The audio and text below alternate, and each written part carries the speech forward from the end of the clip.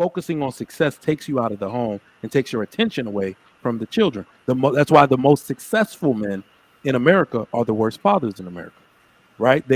Elon Musk lives at work. He lives in the building at Twitter. He is not around his children. How on earth can we say?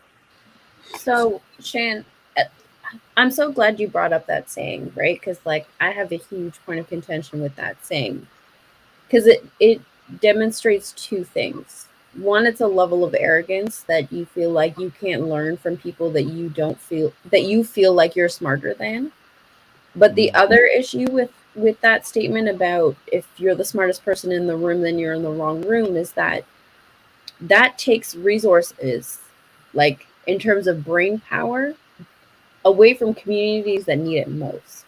And they wind up doing what Trigger Mike was talking about and secluding themselves in like-minded people. So what happens is you create this constant funnel where, like, the hood, the ghetto, however you want to attribute it to, is losing the assets and not cultivating it within the community.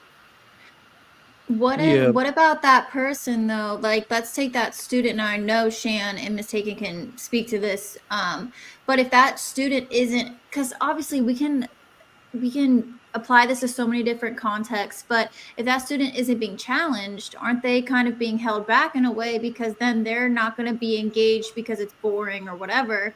But also too, and I do agree with you that you can learn something, but are you also being when you're older, are you being complacent though too, because you know where you're not challenging yourself, or yeah, that's all I was going to say to that.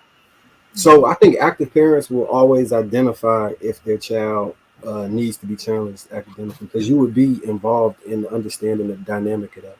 And there are opportunities that present themselves that may not be. So I agree with one point about what you said, Trigger Mike, that the network regarding that another community may have a larger vast of opportunities just readily available, right? And I'll give you that. But if your children would be in a situation where they wouldn't like necessarily be the normal to have those opportunities, they always get presented if the child is in that position. They got grants, they got all type of stuff for those kids to keep, you know what I'm saying, to challenge them and push them to the next sphere of thinking, or just education wise. So I think the girl Chanel was talking about that one day, how there were all of these grants that nobody applied for, or all of these programs that nobody applied for from the neighborhood she was raised in. I think she said in New York. But because she was focused on education and her parents were adamant about that, it's how she garnered the success she did education wise, which goes back to my larger point. It's really on the parents' activity with those children, as opposed to just expecting osmosis to create the ideal outcomes you want. Because a lot of times, if you look at if that was the case, if you look at immigrant families, right, the first generation of immigrants usually have the propensity to have successful children, right?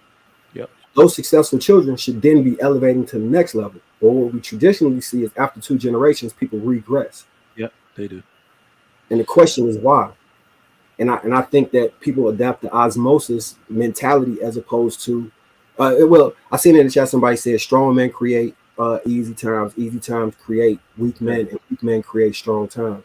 I think there's something in that has to be dissected in order to extrapolate the real formula to create successful children.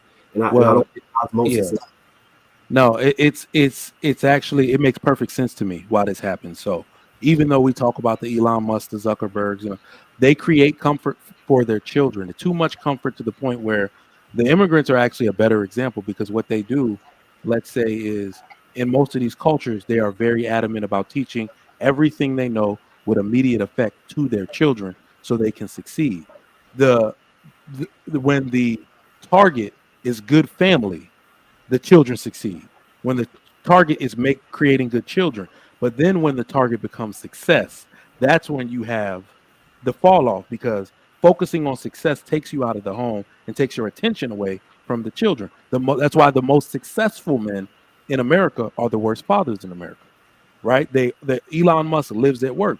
He lives in the building at Twitter. He is not around his children. How on earth can we say that a billionaire's child wants to emancipate themselves?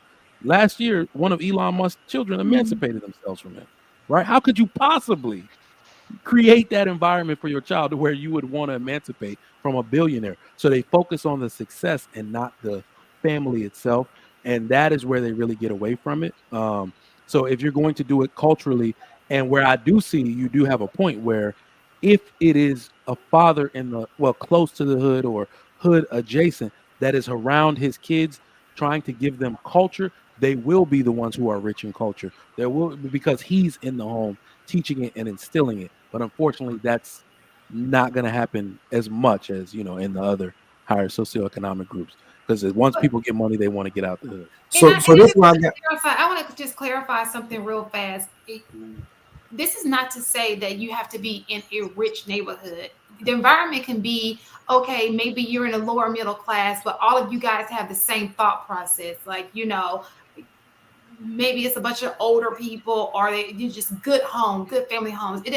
Having a good, solid family home doesn't necessarily mean you're rich or you got a certain amount of money. It could just be the mindset of the people in the neighborhood or in your environment. Does that make sense? I think we always put money on it, and it's about what you value.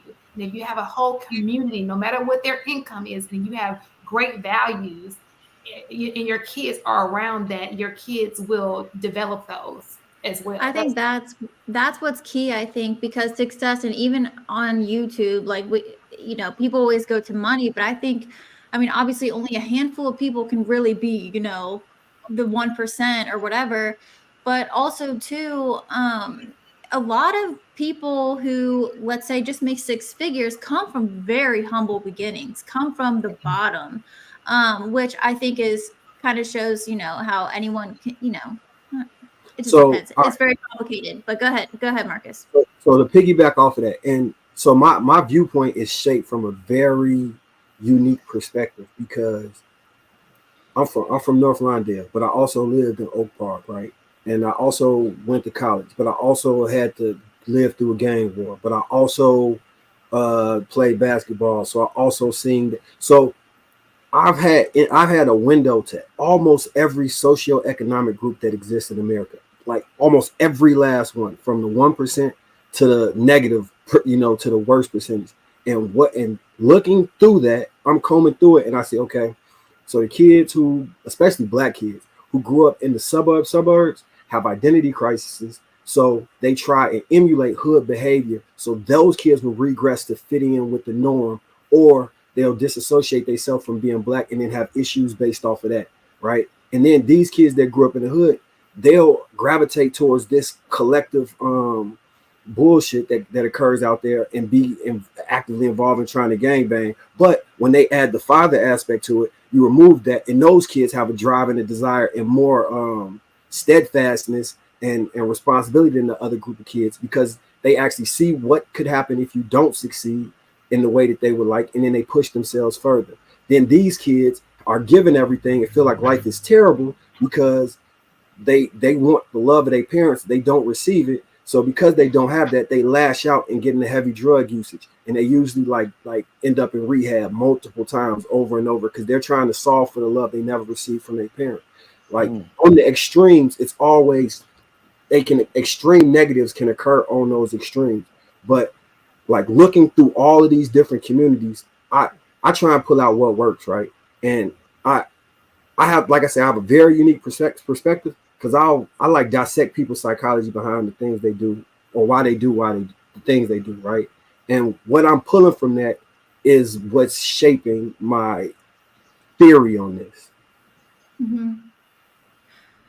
That reminds me of a book that I had to read in school, but it also happened.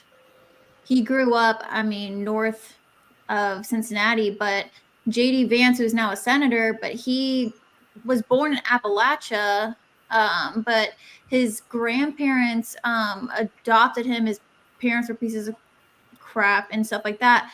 But so in that book, I think I had to read it for like sociology of the family or something like that. And just seeing how it reminds me of what you just said, Marcus, and seeing the differences. But what was crucial was his grandma and his grandpa and the values that they instilled in him, because he easily could have fallen, into just these different groups from whether it's where he came from or Middletown, Ohio, which is, I mean, it's not the best area either, but yeah, I think there's a lot of dynamics. And the only thing I wanted to add too was I liked what, I said about the independent thought, because I think that's something that's missing. And someone says in the chat, North Cincy's the hood. I wouldn't, if you look at Middletown, Ohio, it's not the best.